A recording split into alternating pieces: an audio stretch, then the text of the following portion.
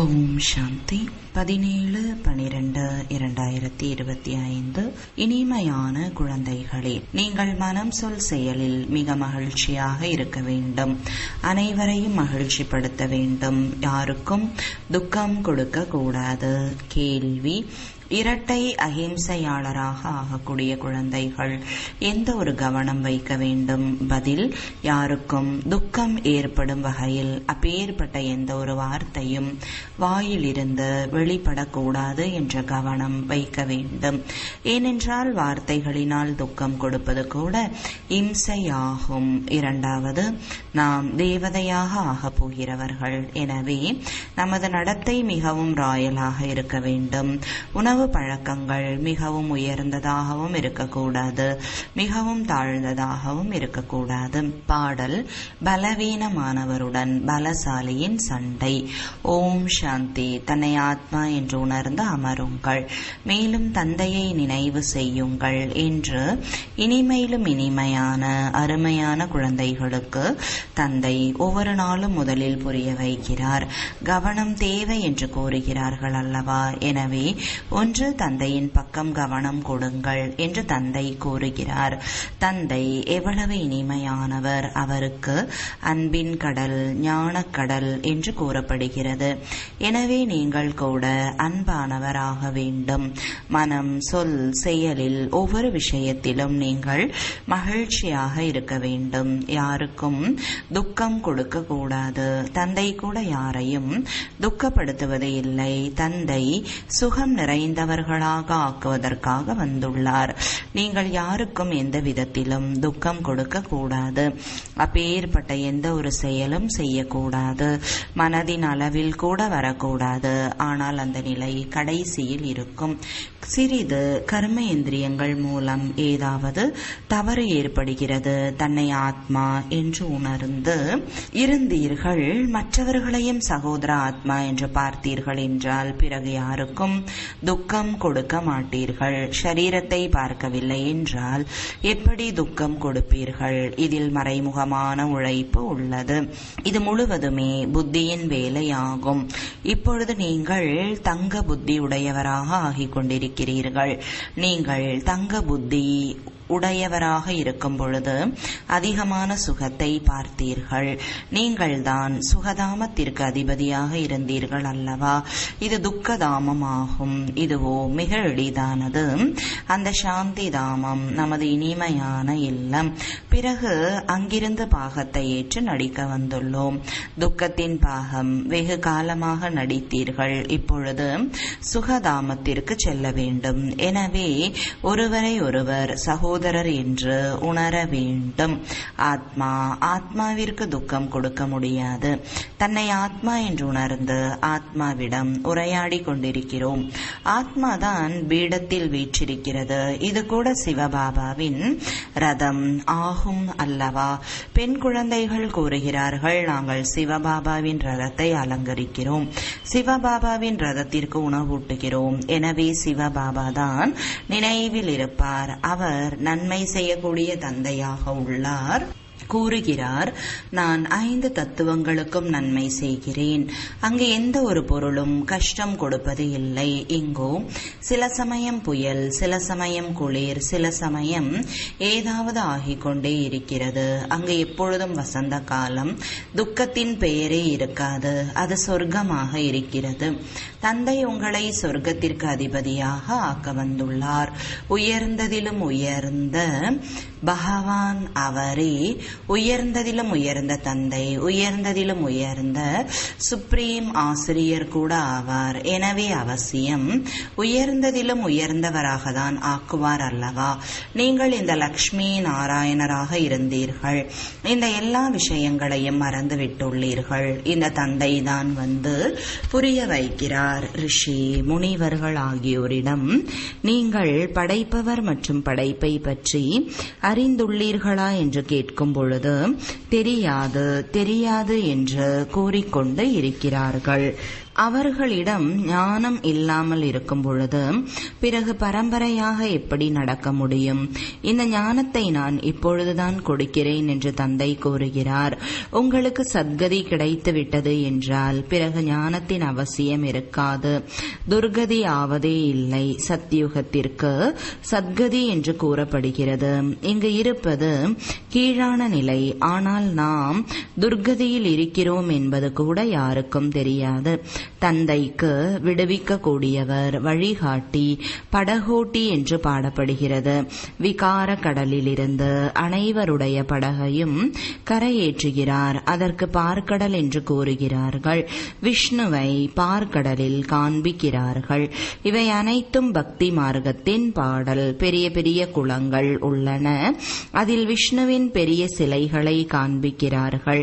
நீங்கள்தான் முழு உலகத்தின் மீது ஆட்சி புரிந்துள்ளீர்கள் என்று தந்தை புரிய வைக்கிறார். அநேக முறை தோல்வி அடைந்துள்ளீர்கள் மற்றும் வெற்றி அடைந்துள்ளீர்கள். காமம் மிகப்பெரிய எதிரியாகும். அதன் மீது வெற்றி அடைவதால் நீங்கள் உலகை வென்றவராக ஆகிறீர்கள். எனவே மகிழ்ச்சி நிறைந்தவராக ஆக வேண்டும்.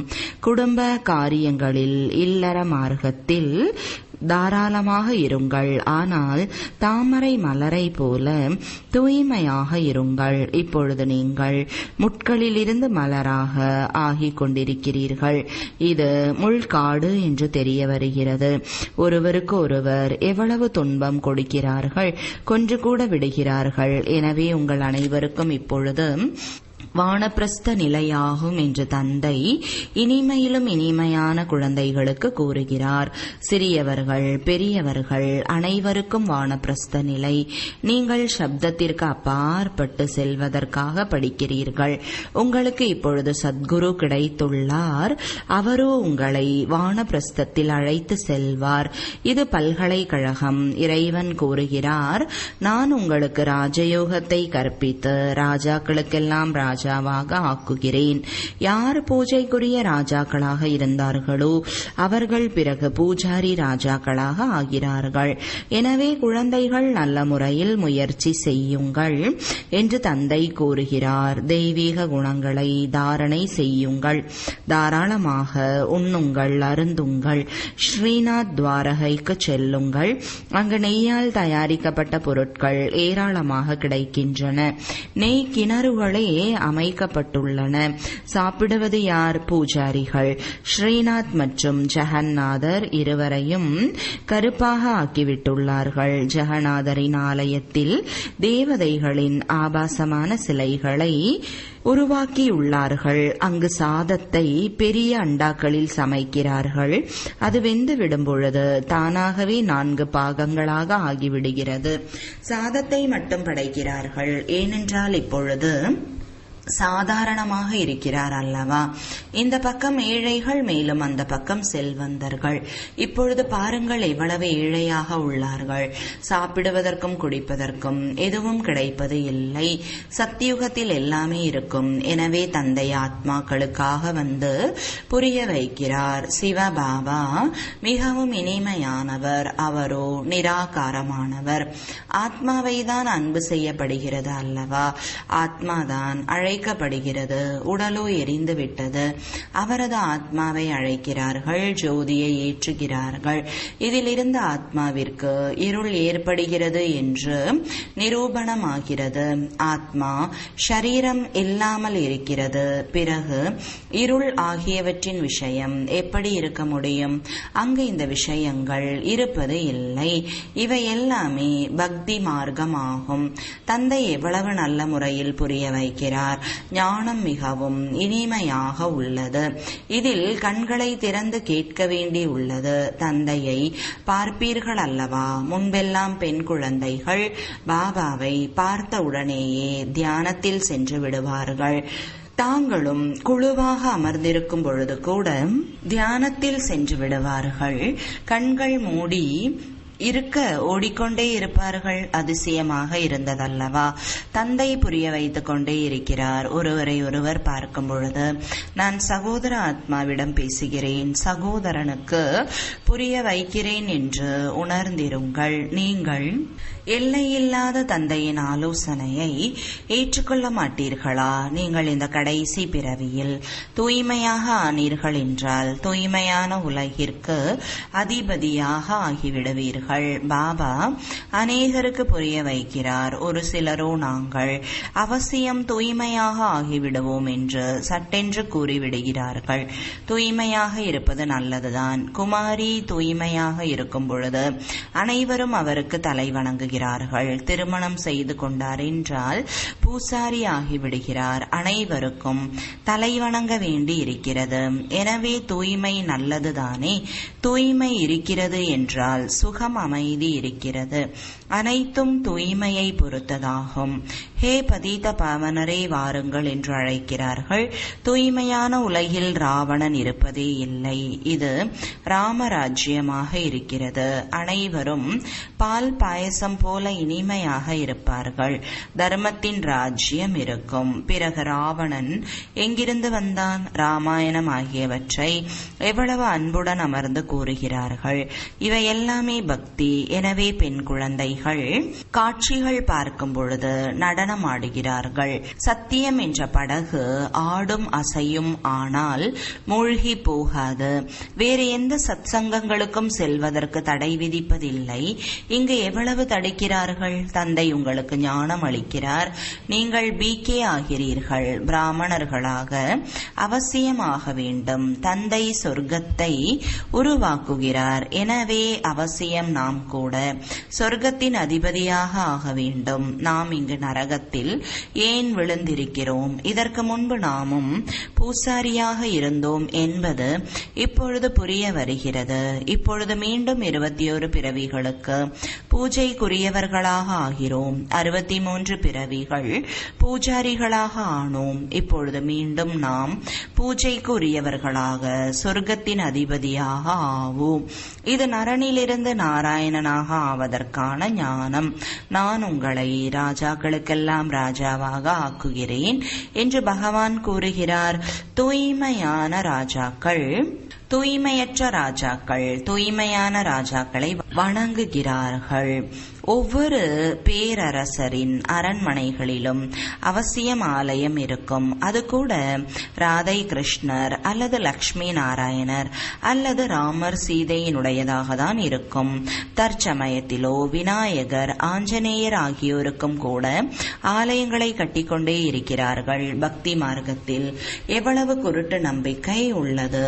உண்மையில் நாம் ஆட்சி புரிந்தோம், பிறகு வாம மார்க்கத்தில் விழுகிறோம் என்பதை இப்பொழுது நீங்கள் அறிந்துள்ளீர்கள். இது உங்களுடைய கடைசி பிறவி என்பதை தந்தை புரிய வைக்கிறார். இனிமையிலும் இனிமையான குழந்தைகளே, முதலில் நீங்கள் சொர்க்கத்தில் இருந்தீர்கள். பிறகு இறங்கி இறங்கி தரைமட்டத்தில் வந்து விழுந்துள்ளீர்கள். நாம் மிகவும் உயர்ந்தவர்களாக இருந்தோம். மீண்டும் நம்மை தந்தை உயரமாக ஏற்றுகிறார் என்று நீங்கள் கூறுவீர்கள். நாம் ஒவ்வொரு 5000 வருடங்களுக்கு பிறகும் படித்துக்கொண்டே வருகிறோம். இதற்கு உலக சரித்திர பூகோளம் திரும்ப நடைபெறுகிறது என்று கூறப்படுகிறது. நான் குழந்தைகளாகிய உங்களை உலகிற்கு அதிபதியாக ஆக்குகிறேன் என்று பாபா கூறுகிறார். முழு உலகத்தில் உங்கள் ராஜ்யம் இருக்கும்.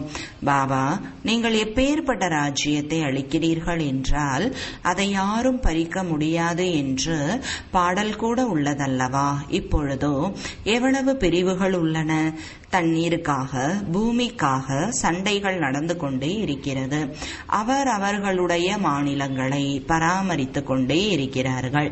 செய்யவில்லை என்றால் சிறுவர்கள் கல்லால் அடிக்க ஆரம்பித்து விடுகிறார்கள்.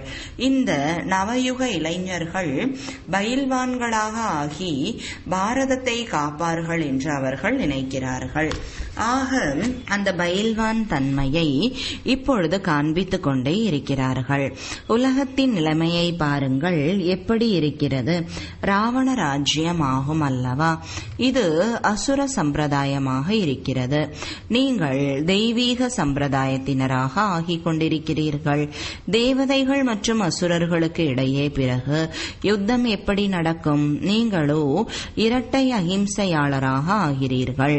அவர்கள் இரட்டை அகிம்சையாளர்கள் ஆவார்கள். தேவி தேவதைகளுக்கு இரட்டை அகிம்சையாளர் என்று கூறப்படுகிறது. ஏற்படுகிறது. ஒருவருக்கு வார்த்தைகள் மூலமாக துக்கம் கொடுப்பது கூட இம்சையாகும் என்று பாபா புரிய வைத்தார். நீங்கள் தேவதையாகிறீர்கள். எனவே ஒவ்வொரு விஷயத்திலும் கம்பீரத்தன்மை இருக்க வேண்டும்.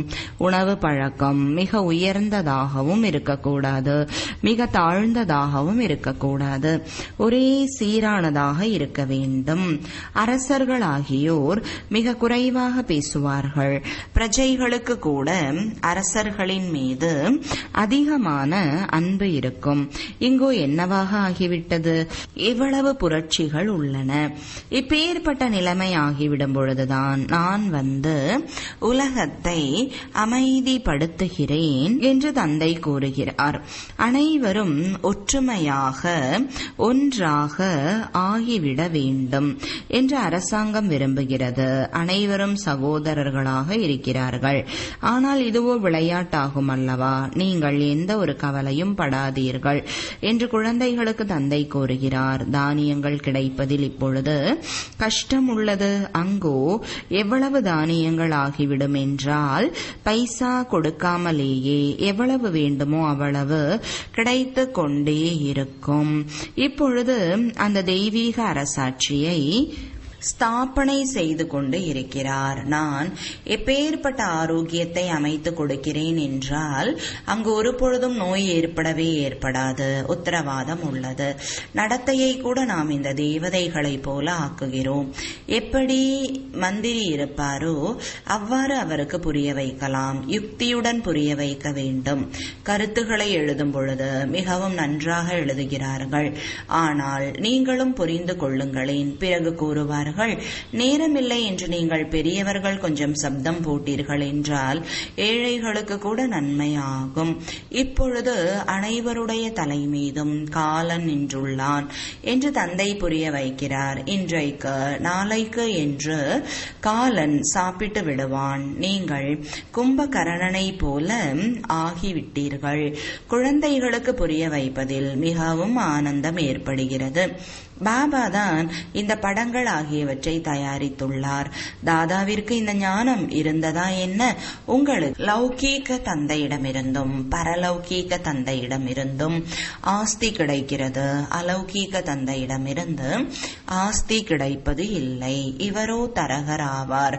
இவருடைய ஆஸ்தி கிடையாது. பிரஜாபிதா பிரம்மாவை நினைவு செய்ய வேண்டியதில்லை. என்னிடமிருந்து உங்களுக்கு எதுவும் கிடைக்காது. நான் கூட படிக்கிறேன். ஆஸ்தி இருப்பதே ஒன்று எல்லைக்குட்பட்டது, மற்றொன்று எல்லை இல்லாத தந்தையினுடையது. பிரஜாபிதா பிரம்மா என்ன ஆஸ்தி அளிப்பார்? என் ஒருவனை நினைவு செய்யுங்கள் என்று தந்தை கூறுகிறார். இவரோ ரதம் ஆவார் அல்லவா? ரதத்தை ஒன்றும் நினைவு செய்ய வேண்டியது இல்லை. உயர்ந்ததிலும் உயர்ந்த பகவான் என்று கூறப்படுகிறது. தந்தை ஆத்மாக்களுக்கு வந்து புரிய வைக்கிறார். ஆத்மாதான் அனைத்தையும் செய்கிறது அல்லவா? ஒரு சட்டையை விட்டு மற்றொன்றை எடுக்கிறது. எப்படி பாம்பின் உதாரணம் உள்ளது. வண்டுகள் கூட நீங்கள் தான் ஆவீர்கள். ஞானத்தை பூம் பூம் என்று ஊதுங்கள். ஞானத்தை கூறி கூறி நீங்கள் யார் ஒருவரையும் உலகின் அதிபதியாக ஆக்க முடியும். உங்களை உலகத்திற்கு அதிபதியாக ஆக்கக்கூடிய அப்பேற்பட்ட தந்தையை ஏன் நினைவு செய்ய மாட்டீர்கள்? இப்பொழுது தந்தை வந்து விட்டார். ஏன் ஆஸ்தியை எடுக்கக்கூடாது? நேரம் கிடைப்பது இல்லை என்று ஏன் கூறுகிறீர்கள்? நல்ல நல்ல குழந்தைகளோ ஒரு நொடியில் புரிந்து கொண்டு விடுகிறார்கள். பாபா புரிய வைத்துள்ளார். மனிதர்கள் லக்ஷ்மியை பூஜை செய்கிறார்கள். இப்பொழுது லக்ஷ்மியிடமிருந்து என்ன கிடைக்கிறது? மேலும் அம்பாளிடமிருந்து என்ன கிடைக்கிறது? லக்ஷ்மியோ சொர்க்கத்தின் தேவி ஆவார். அவரிடமிருந்து பண பிச்சை கேட்கிறார்கள். அம்பாளோ உலகின் அதிபதியாக ஆக்குகிறார். அனைத்து விருப்பங்களையும் பூர்த்தி செய்ய வருகிறார். ஸ்ரீமத் மூலமாக எல்லா விருப்பங்களும் பூர்த்தி ஆகிவிடுகிறது. நல்லது.